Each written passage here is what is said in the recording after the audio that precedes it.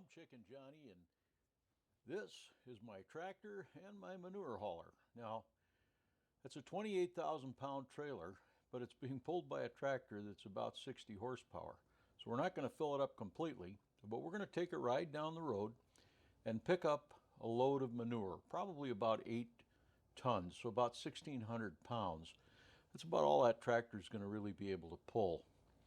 Before I leave to go on the road like this, I always check the tractor out, make sure that all the pins are in, make sure that the tires are all up and inflated well.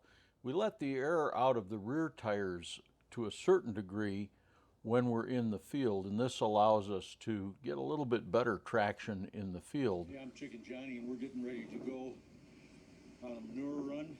I got to put a little air in my tractor tires. They look a little low, and so I'm going to do that, and then I'm going to head out on the road. I'll take you along with me if you like.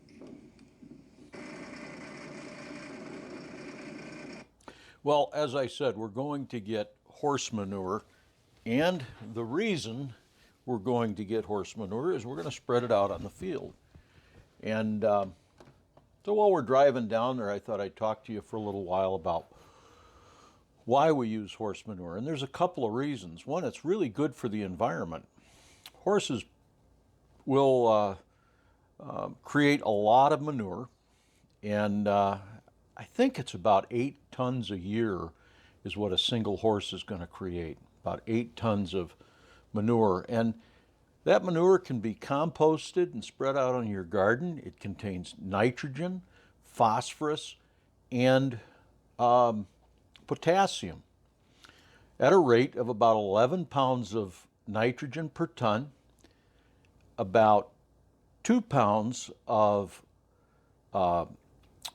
phosphorus, and about 8 pounds of potassium per ton of manure. So if you were buying a bag of a commercial grade of compost or a commercial grade of material, this would be an equivalent to an 11 to 8 on a 50-pound bag.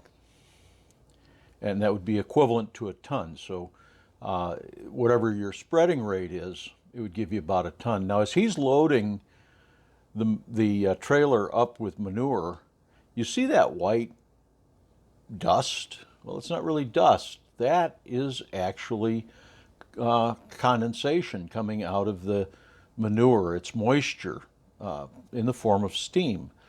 The compost right now, and it's about 30 degrees outside, about 35 probably at this point of the day. And the temperature of that manure as he's shoveling it out is about 130 to 140 degrees. Cools down pretty quickly once he starts separating it out. And unless I were to pile it back up in a pile that was at least 3 feet high, I'm not going to compost any further than that. Now, this horse manure is about a year old.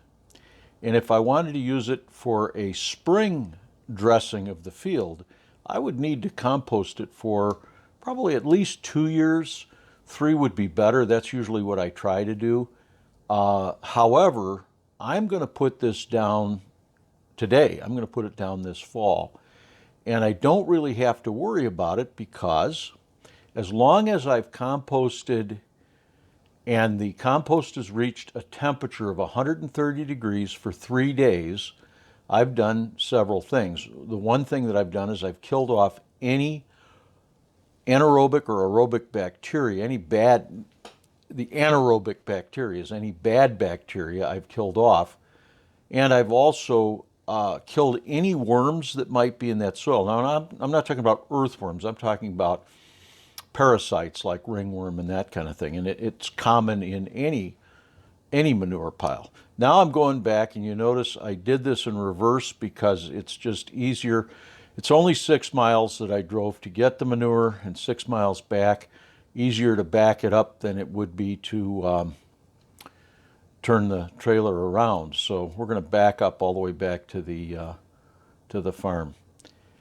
All right, well, When we get to the farm, we're going to dump this out onto the field, and I'm going to dump it in windrow piles. Just pile it out there, and then I'll leave it a little bit to dry, and then I'm just going to run the rototiller across that. That'll help me to spread it. Then I'm going to plow that field. Now, one of the things that I'm doing with this manure, why I'd rather do this than use a commercial fertilizer, is, number one, my neighbor has to get rid of that horse manure somewhere. And if he just leaves it piled up there, it becomes a hazard. And if he puts it in a landfill, well, that's not a good thing either. So rather than let that go to waste, I'm going to go ahead and spread it on the field.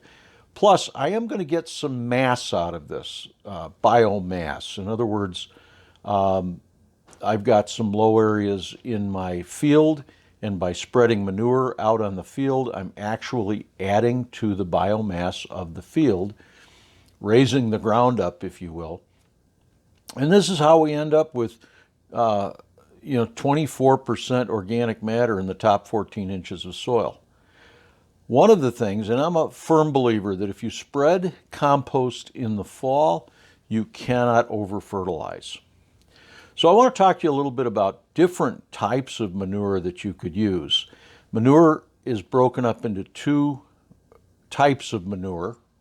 First would be manure from vegetarian animals, and the other would be manure from omnivores or carnivores. And the difference being is the amount of protein that's going to be in that manure. You don't want protein in your manure, because that's how you're going to get pathogens in your manure. That's why if you've got pig manure or chicken manure or human manure, it has to be composted for a much longer period of time. Now, chicken manure doesn't have as much protein in it as, say, pig or human manure. So if you're using chicken manure or bat guano or something of that nature, even though these are carnivorous animals, you don't have to worry about composting quite as long. The big issue is with human manure, there are human pathogens. Now, I don't use any human manure on my fields. The name for human manure is called Milorganite, and Milorganite comes from the waste treatment plants, and it smells awful because the ammonias don't get sequestered as well as they do in, say, horse manure. And so that's one of the things that you need to think about with horse manure. You know that it's composted enough to spread on the field when you have no ammonia smell coming from the horse manure. If you've got a heavy ammonia smell, then you really need to continue composting that manure so that all of the ammonia is sequestered into the manure. But 3 days at 130 degrees will kill all the pathogens.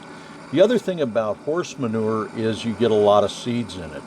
It's not like cow manure. Cows ruminate. Sheep have, 7 stomachs? Goats have seven stomachs. So goat and sheep manure is better. And but horse manure composts really well, and it's I can get it for free. So I use quite a bit of it. I hope you've enjoyed this video. If you have any questions about using horse manure on your garden or in your field, and you can use it in small quantities. You can buy it at the Home Depot. You can buy cow manure at the Home Depot. You can even buy Milorganite at the Home Depot. So if you have any questions about using manure and how to do it, when to do it, leave a question in the comments section, and I'll try to answer any questions you have. If you've watched all the way through, you must like this content. So subscribe to the channel. There's a lot more of this coming up. I'm going to try to give you as much information as I can and try to make it as interesting as I possibly can. I'm Chicken Johnny.